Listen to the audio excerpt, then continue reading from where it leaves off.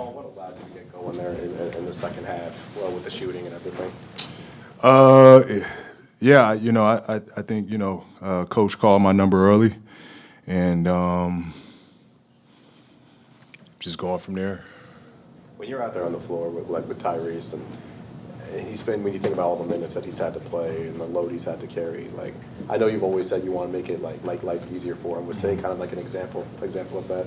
Yeah, for sure, for sure. Watching them last night in Charlotte, they look tired. And a lot obviously was into that day with waiting on a plane, waiting to take off, getting in super late, then thinking you're going to play a 7 o'clock game, gets cut to a 3 o'clock game. So they were tired. So for me tonight, it was to come in and, again, in these moments, is try to bring extra energy, because I know they're tired, and so if I can be a force and kind of boost the team's morale, that was my whole mindset coming into it. Can you just talk about hitting the franchise high 9 3-pointers? I think you tied Tyrese and Danny Green with that. Yeah, I got a little thirsty late in the game, trying to get to 10. Kyle was in my ear that whole fourth quarter to get a couple more. But those things happen when everything aligns. I thought we played great offensively as a unit, and the ball just found me in those moments to knock shots down. How big was it to see Jared, get the ball going a little bit? Yeah, it was huge. It was huge. He just, it felt more like him, felt more like his rhythm, his pace, his timing. I thought all the shots he took came into the flow of the offense, and it just didn't look like he was rushed at all. He was just in his comfort zone, and that's what you love to see. How often are you guys on him to be like, hey, take the shots when you're open, and kind of encouraging him to continue shooting like that? Yeah, young guys like that, and they can put the ball in the hole. He's a pure shooter. He works on his game effortlessly or tirelessly, and he shoots it effortlessly. So for him, it's just continue to give him confidence that to keep going, keep shooting, keep finding your rhythm, keep finding shots. Because, again, we need him, and we know how well he can shoot it. Paul, you've had some of your best games of the season against the Bucks. Is there something specific about this matchup that you like? I just know Doc. I know Doc. I know his coverages. I know his play calling. I know what he's looking at, what he's looking for, how he's going to guard me. But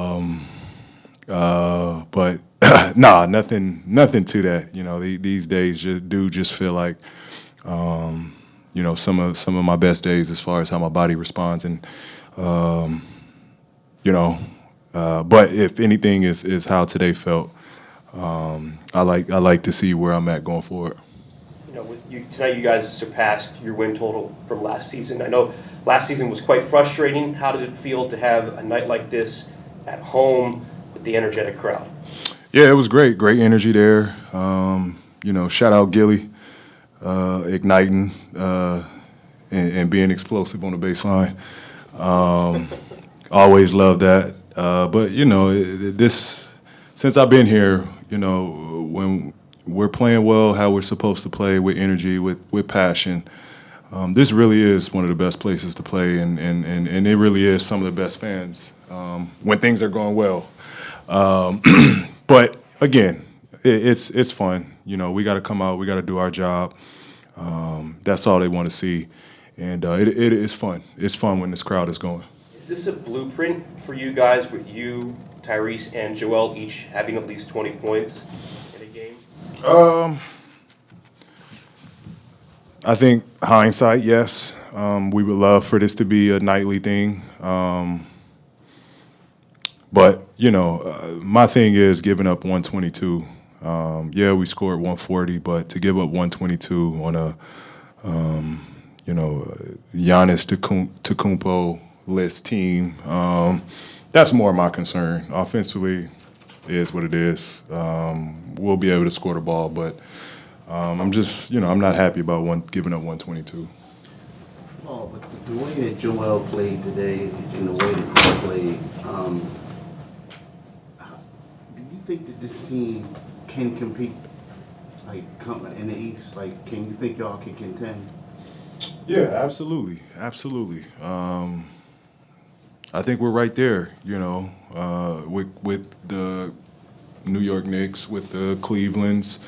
I think we're right in the mix when things are clicking and we're playing the right way and we're firing on all cylinders. We still have the one unguardable player, and that's the trump card.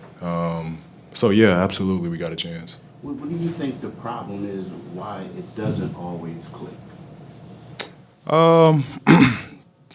Not sure. I'm not sure. Yeah, I'm not sure. You know, some games are just flat. Some games just, you know, it doesn't flow as it should. I wish, you know, I could pinpoint why, but it's the NBA. Some games it's just, you know, it just the ball rolls that way, and you know, our job is to try to be on the same page as much as possible. Thank you, Paul. Yeah. Appreciate it.